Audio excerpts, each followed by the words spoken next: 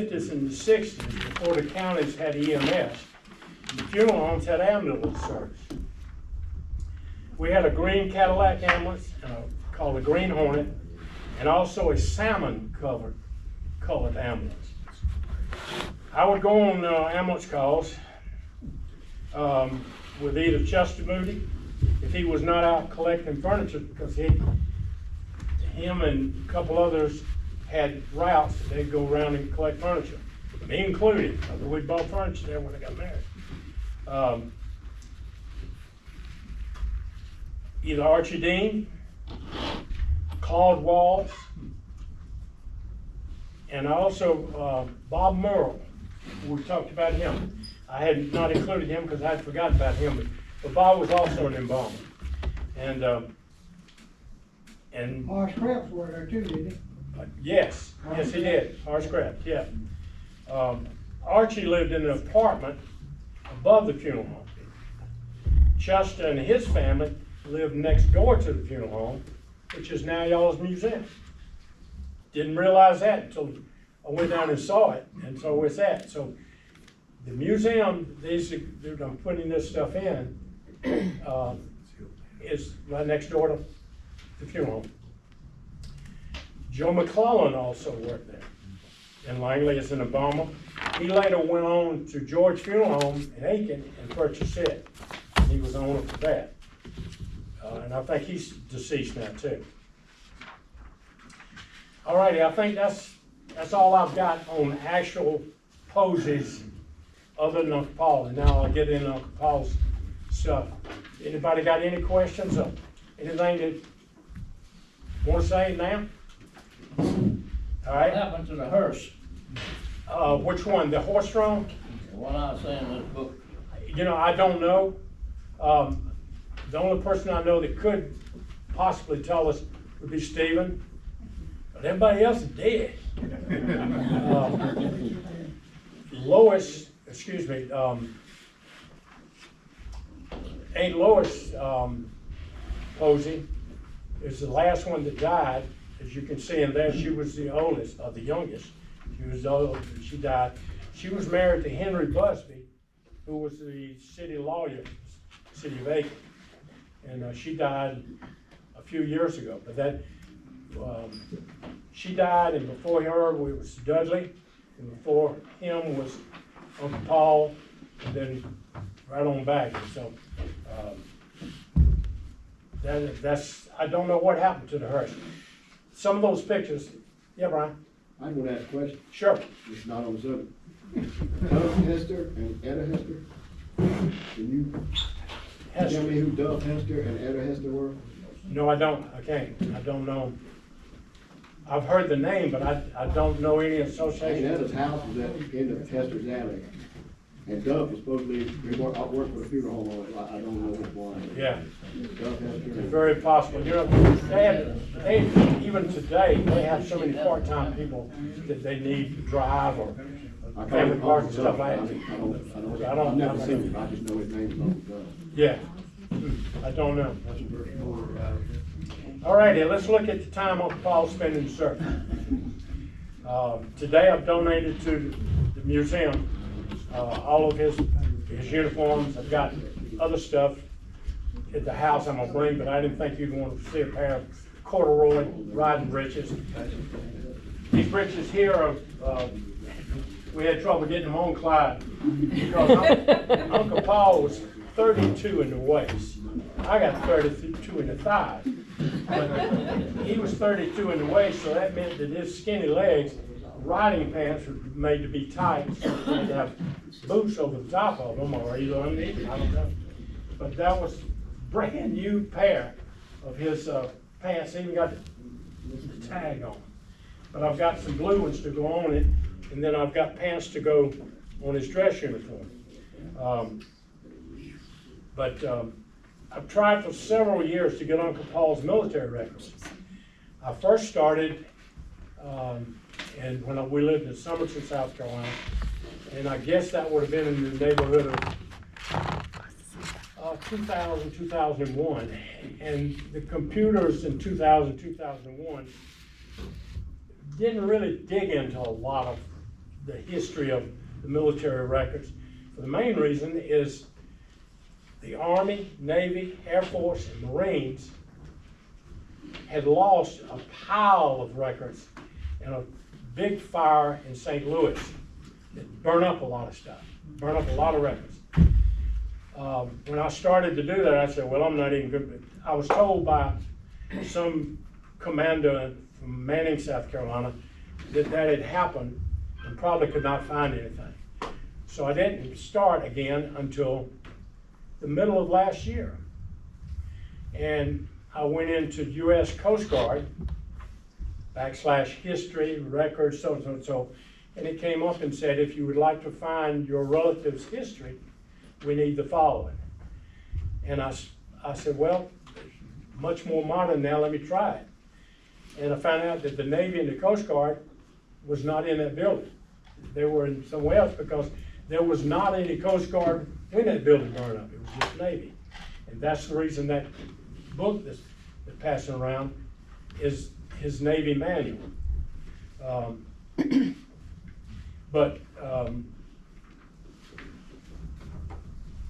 I started digging. You had to have his Social Security number. I got that off his death certificate. You had to have his Coast Guard military number. I found that in the first page of that manual. So with that and a declaration of who I was, they just won't give it to you. You got to have a reason for searching somebody's history. I did it, and I got it back December the 3rd of 2025 on the computer with a number. It was about 20 numbers and letters long. That if I want to look at it, I have to put that number in anytime you go into those records, because they're blocked from anybody from the general public. And I'll tell you, I pulled everything on one record. It went everything from his draft notice that he got in 41 or 40, all the way till he dismissed in 45. 3.5 years of records. And I'll guarantee you, if I printed them out on one page, they would go all the way to the parking lot, because it took hours and hours to read them. Everything from ask on his enlistment papers what he liked to do, and he said, like horses and like to ride horses, have no desire to go to sea. Coast Guard. So I think that's probably got him exactly what he got into, was horseback riding on the beach. But he said his other interest was on horses and horseback. 9 months after the attack of Pearl Harbor, the headline news in Charleston was, I pulled this off of the Coast Guard records. The headline news in Charleston was about Nazi forces in Europe and Japanese losses in Burma, or about the controversial rationing of goods and the fear of empty shells. That would have been in 1941. Pearl Harbor was December 7th, 41. What people in Charleston didn't know was that the German U-boats were laying explosive mines in the Charleston harbor, hoping to blow up military or commercial ships.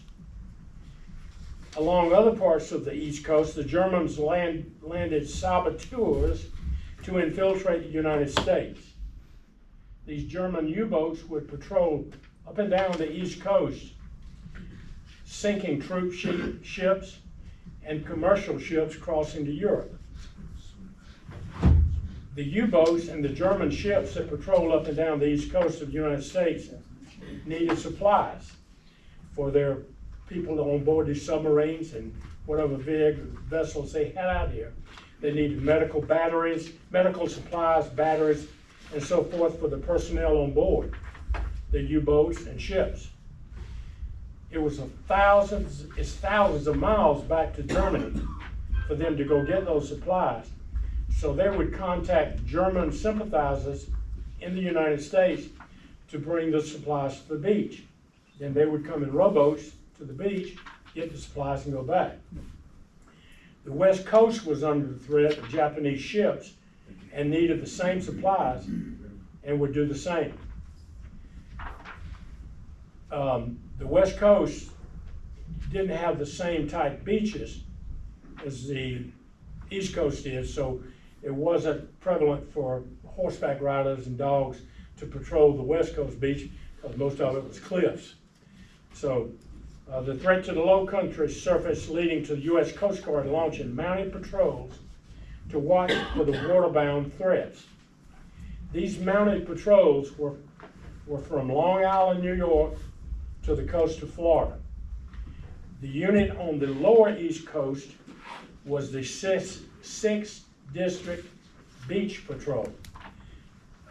In that book, there's a letter, a picture came from the Charleston Observer, or Charleston Times, or whatever back then, talking about them. I found out that this unit was called the Sand Pounders, and that's what's in the books. My research said that there were 3,000 horses and dogs trained to beach patrol both coasts for this project. The horses came from the Army, from their riding mounted patrol. The horses were given to the Coast Guard by the U.S. Army Mounted Horse Patrol. The West Coast was a different terrain and required less horses and dogs, as they had cliffs and less beaches to patrol. So they maintained many more observation towers than mounted patrol. And the Marines built those observation towers for the Navy and the Coast Guard out on the West Coast. I just wrote this as an addendum today. It's ironic that yesterday, March the 3rd, the U.S. Navy sank an Iranian submarine with a torpedo. And that was the first time that a torpedo has sunk an enemy submarine since 1945, which is what Uncle Paul and all of them on the coast were looking for. And they did see him. They did see him. Uncle Paul helped select the horses. He knew horses. They came into Charleston on trains. They would select which ones that wanted to be in that program, and the horses came over to Hilton Head on barges. He also helped train on the East Coast the horsemen at the North Station Folly Beach site and also Hilton Head. These riders would ride in pairs with their dogs along the beach. Picture in there that came off the Coast Guard site for that. Usually covering a 2-mile area, each about 100 yards apart. It'd be a dog and a horse, 100 yards, dog and a horse, dog and a horse, and they would cover 2 miles, and then another group would take it from there. Any captured sympathizers, and they did capture them, or U-boat sailors, were turned over to U.S. military personnel and taken to military forts for impoundment. Some of the German prisoners that died at Fort Gordon and are buried in a German cemetery. I remember seeing that right outside a gate. I think it's around Old Gate. Let's see when I was going on the Harlem Thompson Road. Was that 78? Highway 78? There's a German cemetery pretty close to one of those gates. I've also heard reports that there's a small cemetery at the old Aiken Air Force Base.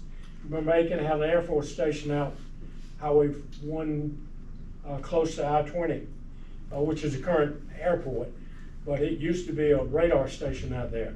And I've heard that there's a small cemetery out there with German POWs in it. Uncle Paul received his additional training for firefighting in Portsmouth, Virginia. And I found that's what this insignia is. He was an E1 at that time.